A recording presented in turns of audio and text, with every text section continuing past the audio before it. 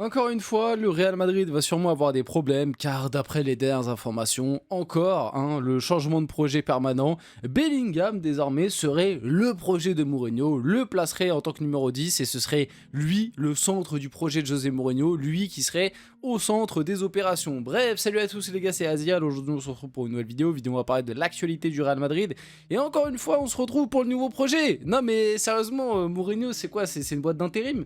Non je sais pas, il y a des projets, il y a des missions. Je ne comprends pas. Mission rabibochage Tchouaméni Valverde, mission rabibochage Mbappé Bellingham, projet Arda Güler, projet Vini, projet Diomandé avec son arrivée, projet Mbappé. En fait, il y a que des projets. Au Real, tous les joueurs sont des projets. Ah, c'est quand même, c'est quand même formidable. C'est-à-dire que plutôt que de construire une équipe, plutôt que de construire un plan de jeu, plutôt que de construire quelque chose tactiquement, non, nous au Real ça fait des projets. Voilà, le projet Mbappé, tu vois, pendant longtemps là, à la fin de la Coupe du Monde, il y avait que des informations. Le projet de Mourinho, ce sera une équipe autour de Kylian Mbappé. Mbappé, c'est le projet du Real l'année prochaine, c'est le projet Mourinho. Ensuite, il y a eu la prolongation de Vini, on nous a dit non mais Mourinho il a contribué. Le projet c'est Vini. Voilà, le projet c'est que Vini se sente bien, que l'équipe tourne autour de Vini, que Vini rayonne au Real Madrid, c'est le projet de Mourinho. D'accord. Ensuite, on nous a dit, là désormais, aujourd'hui, nouvelle info, le projet, c'est Bellingham. Parce qu'en fait, Bellingham, c'est le joueur que Mourinho kiffe le plus. Il veut le placer en tant que numéro 10. Il aime beaucoup Bellingham. Il connaît ses qualités. C'est le projet. C'est lui qui va être au centre du projet. Ah, au bout d'un moment, on n'en peut plus. Non mais moi la presse madrilène, je n'en peux plus. Les infos toutes les 2 semaines qui changent. Un coup le projet c'est Arda Güler. En fait Arda Güler, bah il aura pas de temps de jeu parce qu'en fait maintenant désormais le projet c'est Bellingham. Mais le problème c'est que Bellingham il s'entend pas avec Mbappé. Donc en fait le projet c'est Vini parce qu'il vient de prolonger. Mais en même temps t'as demandé il a coûté 140 millions donc c'est aussi le projet. Ouais vas-y y a que... C'est quoi ça c'est... Non mais sérieux on est en cours de techno. Il y a des projets toutes les 2 semaines. Non mais sérieusement c'est quoi cette histoire? Donc bref... Plus sérieusement, on va parler de tout ça dans cette vidéo. Ah, il y a des choses à dire sur le Real. Moi, plus le temps passe, je suis désolé parce que je sais que il y a beaucoup de supporters du Real qui sont optimistes, ou en tout cas qui n'ont pas envie d'être pessimistes. Moi, plus le temps passe, plus moi je vois quand même des gros red flags. Quand au bout d'un moment dans la presse, ça fait que de parler, ça parle. Non mais lui, il est important. Non mais un tel va jouer. Non mais un tel. C'est qu'il n'y a pas de certitude. Déjà, c'est qu'il n'y a pas de certitude. Tu vois, encore une fois, je suis désolé, je reprends cet exemple. Au PSG, il n'y a pas des infos toutes les 2 semaines pour nous dire non, mais un tel c'est le projet, non, mais un autre tel c'est le projet, non, mais un autre tel il sera titulaire sous Luis Enrique. Non, Luis Enrique, il a son 11, mais il a aussi cette politique de le meilleur va jouer. Il n'y a pas de place attribuée, il n'y a pas de projet, il n'y a pas de statut, il n'y a pas de, tu vois, de salaire, de grille salariale, Bref. On va rentrer dans le vif du sujet de la vidéo. Avant tout ça, n'hésitez pas à liker, commenter, partager, vous abonner. Ça fait toujours plaisir, ça aide pour le développement de la chaîne. N'hésitez pas aussi à liker, à activer la cloche de notification, décidément. C'est parce qu'il fait chaud, les gars, c'est parce qu'il fait chaud. Activez la cloche de notification.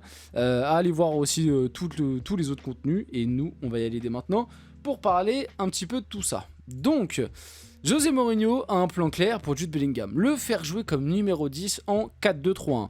Mourinho sait que Jude peut aussi jouer plus bas au milieu si besoin, mais il pense que son meilleur rôle est proche de la surface comme en 2023-2024.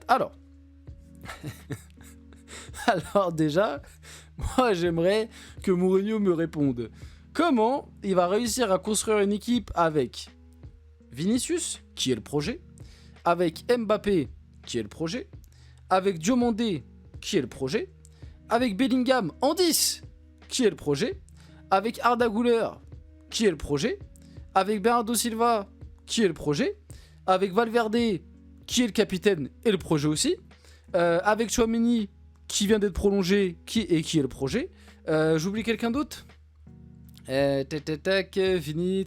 Et le retour de Rodrigo, bon même si c'est pas maintenant, mais le retour de Rodrigo qui... Faut pas oublier le R, voilà, comme lui-même nous l'a dit il y a 2 ans, vous allez pas oublier le R, bref. Donc non mais plus sérieusement, moi j'ai hâte de voir franchement le 11 du Real Madrid, parce qu'à l'heure actuelle moi franchement j'y vois très très flou dans cette histoire, par rapport à l'information en tant que telle, sur le fait que oui, Bellingham va être utilisé numéro 10 par Mourinho, de toute façon c'est le poste, au-delà de Mourinho, ce qu'il a comment dire, ce qu'il en pense ou pas, dans tous les cas c'est le poste où Bellingham a envie de jouer. À partir de ce... Enfin, en fait moi je suis désolé mais il y a un storytelling qui est faux, moi je suis désolé de vous l'expliquer encore une fois, mais Mourinho, il va placer les joueurs là, ils doivent être placés. Mourinho, il va pas choisir. Bellingham, il veut jouer 10, Bellingham jouera 10. Mbappé, il veut jouer 9, Mbappé jouera 9. Même s'il y avait des infos qui expliquaient que Mbappé, il aimerait bien aussi repasser à gauche. Mais comme Vini est là, il peut pas repasser à gauche. Donc Mbappé, il va être en 9. Vini, il va être à gauche. Diomandé, il va être à droite. Et puis c'est tout. En fait, il n'y a même pas de storytelling à créer. De non, mais c'est Mourinho qui a un plan. Mourinho, il a pas de plan.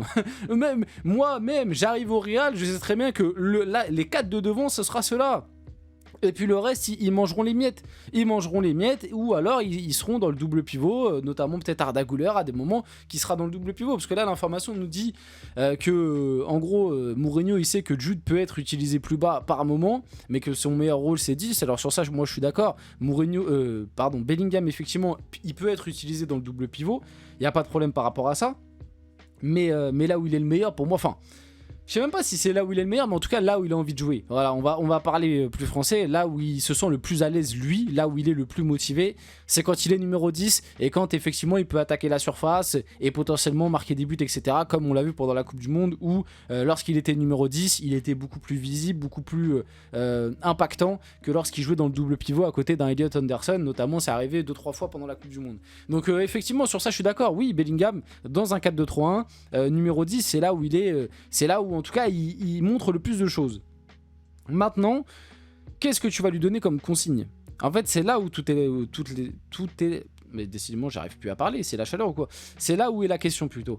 Parce qu'en fait, Bellingham en 10, Ancelotti, il avait instauré ça aussi. Parce qu'en fait, il y en a beaucoup qui l'oublient, mais Ancelotti, lorsqu'Mbappé arrive en 2024, Ancelotti joue en 4-2-3-1, avec Vini Rodrigo sur les côtés, et avec Bellingham en 10, Mbappé en 9. Et c'était une catastrophe son nom. Parce que Bellingham en 10 avec Mbappé devant lui, le problème, c'est qu'il était en fait dans un rôle que de compensation et que de défense. Et que Bellingham en 10, dans le rôle de meneur, c'est pas un meneur Bellingham. En fait, pourquoi ça a aussi bien fonctionné pendant la Coupe du Monde avec Kane? Ça a aussi bien fonctionné parce que Kane décrochait énormément.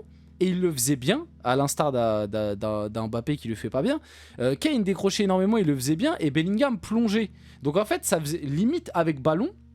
Sans ballon, t'avais Kane en 9 et Bellingham en 10, mais avec ballon, c'était limite Kane qui était plus en 10 et Bellingham qui était en 9. Sauf que ça, avec Mbappé, ça ne marche pas. Parce que Mbappé, décrocher, c'est pas son point fort. Encore une fois, il le fait par moment, il le fait même trop. Et pour moi, comment dire, il bonifie pas le jeu quand il le fait et il est pas bon dans ça. C'est une réalité par rapport à un Harry Kane qui sait très bien le faire. Mbappé ne sait pas le faire. Et en plus de ça, on sait très bien que la complémentarité Mbappé-Bellingham n'existe pas. Donc en fait, si tu te retrouves avec le même schéma qu'en 2024-2025 où effectivement tu as 4 attaquants mais que les 4 penchent à gauche, ce qui risque d'arriver parce qu'au Diomandé, au cas où quand même, je le rappelle, effectivement Diomandé à Leipzig, il a beaucoup plus joué à droite qu'à gauche. Parce qu'il peut jouer ailier droit. Et je pense qu'à ses débuts, il va jouer ailier droit, il va faire des diffs sur le côté droit, il n'y a pas de problème. Mais Diomandé, il a aussi déclaré plusieurs fois. Et d'ailleurs, avec la Côte d'Ivoire, il joue à gauche. Diomandé l'a déclaré plusieurs fois. Là où il se sent le plus à l'aise, là où il préfère jouer, c'est à gauche. Alors je pense qu'au début, il va se taire et il jouera à droite et il n'y aura pas de problème. Mais je te parle sur la durée. Au fur et à mesure que la saison va passer, s'il commence à prendre...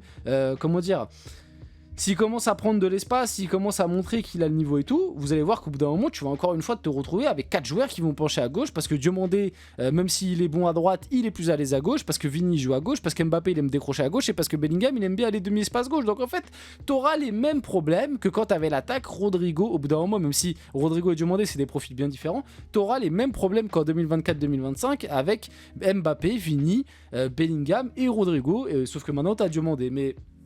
Mais ce sera globalement les mêmes problèmes. Donc comment tu fais? Et puis même aussi, il y a un débat qu'il faut faire, mais comment tu fais pour faire fonctionner Mbappé Bellingham alors que les deux, ils peuvent pas se voir?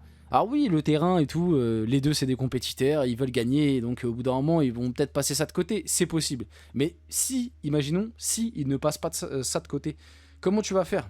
Quand tu vas commencer à perdre des matchs, quand tu vas commencer à avoir de la frustration chez l'un, chez l'autre. C'est ça aussi le problème du mercato du Real, c'est que finalement, l'année dernière, à la fin de la saison, t'as eu plein de guerres de clans et t'as dissous aucun clan. Voilà, t'as laissé les clans qui étaient déjà en place et t'as ramené des mecs à la place, qui vont du coup prendre chacun aussi leur place, peut-être dans certains clans. Bon, je sais pas si la métaphore elle est très bonne, mais vous avez capté la vibe. En tout cas, Jude Bellingham était de retour à l'entraînement du Real Madrid mercredi, du coup, pas hier, mercredi. Jude Bellingham, c'est un rêve pour moi de travailler avec Mourinho. Apparemment, Mourinho l'aime beaucoup. Hein. Apparemment, au début de la vidéo, je trollais, mais Bellingham fait vraiment partie des joueurs que Mourinho surkiffait déjà avant d'arriver au Real. Donc, je pense qu'effectivement, il va faire partie des plans de Mourinho de manière assez unanime. Et Jude Bellingham a aussi déclaré comment ça se passe à l'entraînement. C'est beaucoup de courses, de souffrance, mais j'adore ça avec un petit rire.